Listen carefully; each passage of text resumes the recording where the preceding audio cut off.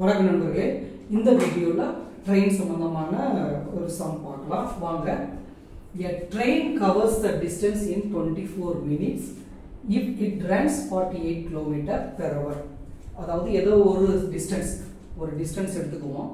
அந்த டிஸ்டன்ஸை வந்து 24 நிமிஷத்தில் கடந்துடும். 24 மினிட்ஸில் கடந்துடும். எவ்வளோ வேகத்தில் போனால் 48 கிலோமீட்டர் பெர் ஹவரில் போனால் 24 நிமிஷத்தில் அந்த தூரத்தை கடந்துடலாம் அப்படின்னுங்கிறது அந்த ஸ்டேட்மெண்ட்.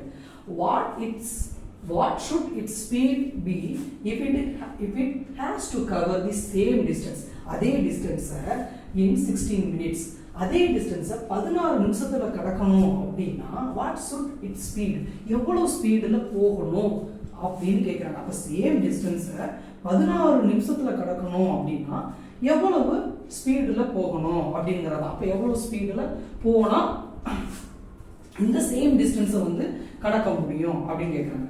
இப்போ ரெண்டு அப்போ ஃபர்ஸ்ட் ஸ்டேட்மெண்ட் ஒன்று, செகண்ட் ஸ்டேட்மெண்ட் ஒன்று.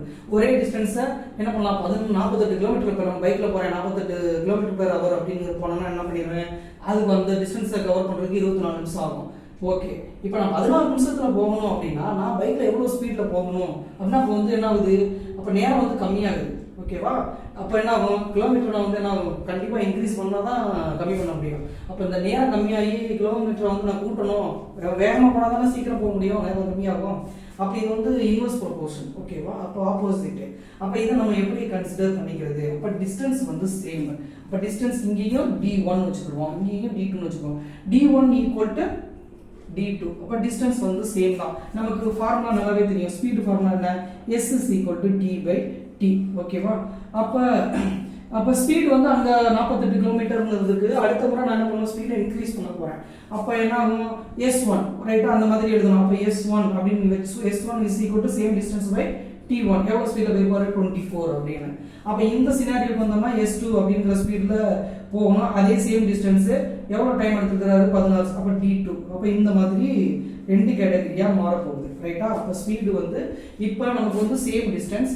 So D1 equal to D2 அப்படின்னு சொல்லிட்டேன். அப்போ வந்து G ஈக்குவல் டு D தான், சேம் டிஸ்டன்ஸ். அப்போ இதில் இருந்து நம்ம ரிலேட் பண்ணி கொண்டு போனோம் அப்படின்னா இப்போ யாராவது இதில் வேரி ஆவாங்க அப்படின்னு பார்த்தீங்கன்னா, இப்போ டியும் டிக்கு நமக்கு வந்து சேம்னு வந்துட்டாங்க அப்படின்னா இவங்கள மல்டிபிள் பண்ணிக்கலாம். S1 into T1, S2 into T2. அப்போ என்ன ஆகும், S1 into T1 which is equal to S2 into T2 because ஏன்னா D வந்து சேம் ரெண்டு கேஸுக்கும். ஸோ அப்போ இதை வச்சு நம்ம ரிலேட் பண்ணுறோம். அப்போ S1 அப்படிங்கிறவங்க ஃபர்ஸ்ட் வந்து எவ்வளோ ஸ்பீடில் போகிறாங்க, 48 கிலோமீட்டர் பெர் ஹவரில் போயிட்டு இருக்காங்க.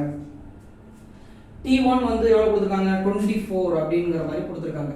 அப்போ S2னா S2 என்னன்னு தெரியல, அதுதான் நம்ம கண்டுபிடிக்கணும். ஸோ S2 இன்ட்டு T2 எவ்வளோ பார்த்தீங்கன்னா 16 மினிட்ஸில் போயிருக்காங்க.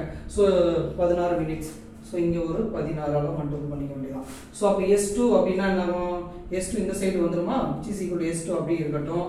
ஸோ இப்போ இங்கே என்ன ஆகும், 48 இன்ட்டு 24 டிவைடட் பை 16. ஒரு 16 16, 3 16 48.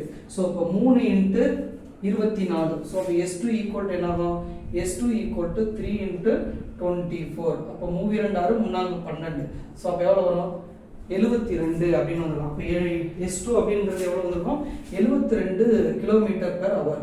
ஸோ அப்போ நான் என்ன ஆகும், 48 கிலோமீட்டரில் போயிட்டு இருக்கிறேன்னா இப்போ எவ்வளோ ஸ்பீடில் போகணும் அப்படின்னு பார்த்தீங்கன்னா 72 கிலோமீட்டர் பெர் ஹவர் அப்படிங்கிற ஸ்பீடில் நான் போனால் மட்டும்தான் என்னால் என்ன பண்ண முடியும், அதே சேம் டிஸ்டன்ஸை 16 நிமிஷத்தில் என்னால் கடக்க முடியும்.